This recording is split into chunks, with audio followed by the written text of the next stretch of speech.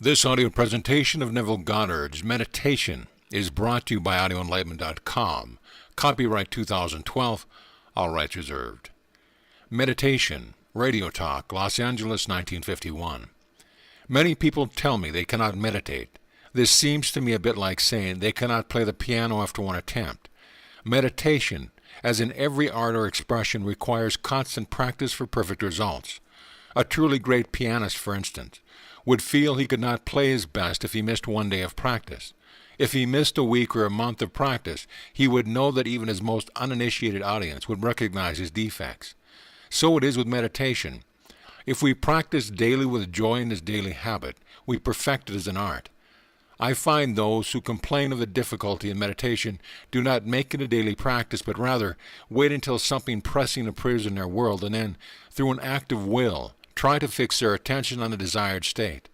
But they do not know that meditation is the education of the will, for when will and imagination are in conflict, imagination invariably wins. The dictionaries define meditation as fixing one's attention upon, as planning in the mind, as devising and looking forward, engaged in continuous and contemplative thought. A lot of nonsense has been written about meditation.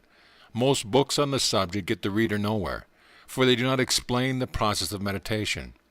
All that meditation amounts to is a controlled imagination and a well-sustained attention. Simply hold the attention on a certain idea until it fills the mind and crowds all other ideas out of consciousness. The power of attention shows itself, the sure guarantee of an inner force.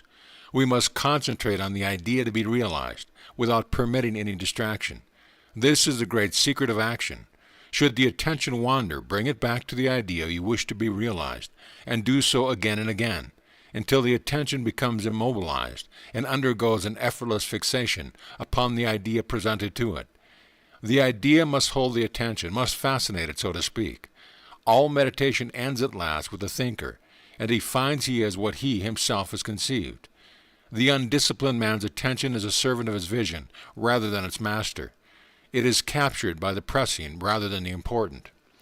In the act of meditation, as in the act of adoration, silence is our highest praise. Let us keep our silent sanctuaries, for in them the eternal perspectives are preserved. Day by day, week by week, year by year, at times where none through love or lesser imagination were allowed to interfere, I set myself to attain mastery over my attention and imagination. I sought out ways to make more securely my own those magical lights that dawned and faded within me. I wished to evoke them at will, and to be the master of my vision. I would strive to hold my attention on the activities of the day in unwavering concentration, so that not for one moment would the concentration slacken. This is an exercise, a training for higher adventures of the soul. It is no light labor. The plowman's labor working in the field is easier by far. Empires do not send legions so swiftly to obstruct revolt as all that is alive in us hurries along the nerve highways of the body to frustrate our meditative mood. The beautiful face of one we love glows before us to enchant us from our task. Old enmities and fears beleaguer us. If we are tempted down these vistas, we find, after an hour of musing, that we have been lured away. We have deserted our task and forgotten that fixity of attention we set out to achieve.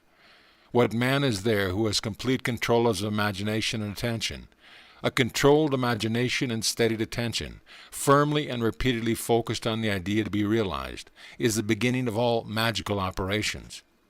If he persists through weeks and months, sooner or later, through meditation, he creates in himself a center of power. He will enter a path all may travel, but on which few do journey. It is a path within himself, where the feet first falter in shadow and darkness, but which later is made brilliant by an inner light. There is no need for special gifts or genius. It is not bestowed on by individuals, but won by persistence and practice of meditation. If he persists, the dark caverns of his brain will grow luminous, and he will set out day after day for the hour of meditation, as if to keep an appointment with a lover. When it comes, he rises within himself as a diver, too long under water, rises to breathe the air and see the light. In this meditative mood he experiences in imagination what he would experience in reality had he realized his goal. that he may in time become transformed into the image of his imagined state. The only test of religion worth making is whether it is true born, whether it springs from the deepest consciousness of the individual, whether it is the fruit of experience, or whether it is anything else whatsoever. This is my reason for speaking to you on my last Sunday in Los Angeles about the true religious attitude. What is your religious attitude? What is my religious attitude? I shall speak on this subject next Sunday morning at 10:30 as Dr. Bale's guest. The service will be held at the Fox Wilshire Theater on Wilshire Boulevard near La Cienega. I shall endeavor to show you that the methods of mental and spiritual knowledge are entirely different. For we know a thing mentally by looking at it from the outside, by comparing it with other things, by analyzing and defining it, whereas we can know a thing spiritually only by becoming it. We must be the thing itself and not merely talk about it and look at it. We must be in love if we are to know what love is. We must be godlike if we are to know what God is. Meditation, like sleep, is an entrance into the subconscious. When you pray, enter into your closet, and when you have shut the door, pray to your Father, which is in secret, and your Father which is in secret shall reward you openly. Meditation is an illusion of sleep, which diminishes the impression of the outer world, and renders the mind more receptive to suggestion from within. The mind in meditation is in a state of relaxation, akin to the feeling attained just before dropping off to sleep. This state is beautifully described by the poet Keats in his Ode to a Nightingale. It is said that as the poet sat in the garden and listened to the nightingale, he fell into a state which he described as, "A drowsy numbness pains my senses, as though a hemlock I had drunk." Then after singing his Ode to the Nightingale, Keats asked himself this question: was it a vision or a waking dream? Fled is the music, do I wake or sleep? Those are the words of one who has been something with such vividness of reality that he wonders whether the evidence of his physical eyes can now be believed. Any kind of meditation in which we withdraw into ourselves without making too much effort to think is an outcropping of the subconscious. Think of the subconscious as a tide which ebbs and flows. In sleep, it is a flood tide, while at moments at full wakefulness, the tide is at its lowest ebb. Between these two extremes are many number of intermediary levels.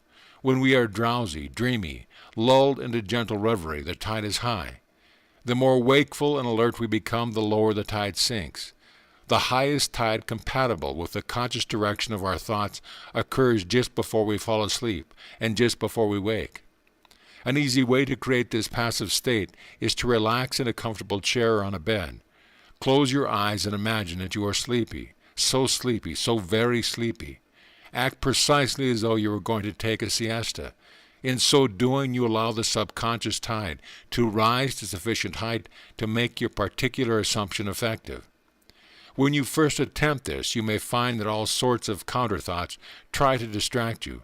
But if you persist, you will achieve a passive state.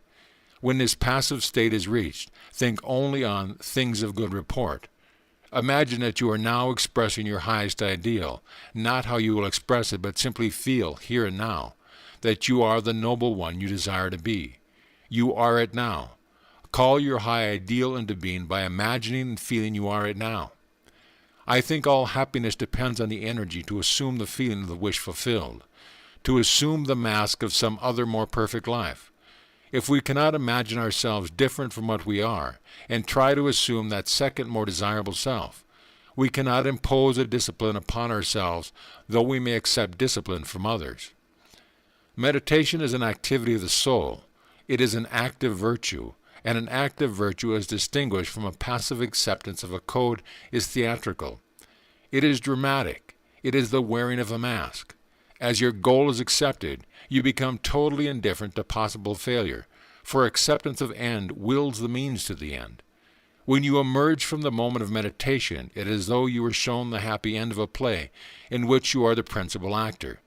Having witnessed the end in your meditation, regardless of your anticlimactic state you encounter, you remain calm and secure in the knowledge that the end has been perfectly defined. Creation is finished, and what we call creativeness is really only a deeper receptiveness or keener susceptibility on our part. And this receptiveness is, not by might, nor by power, but by my Spirit, saith the Lord of hosts. Through meditation we awaken within ourselves a center of light, which will be to us a pillar of cloud by day and a pillar of fire by night. End of lecture.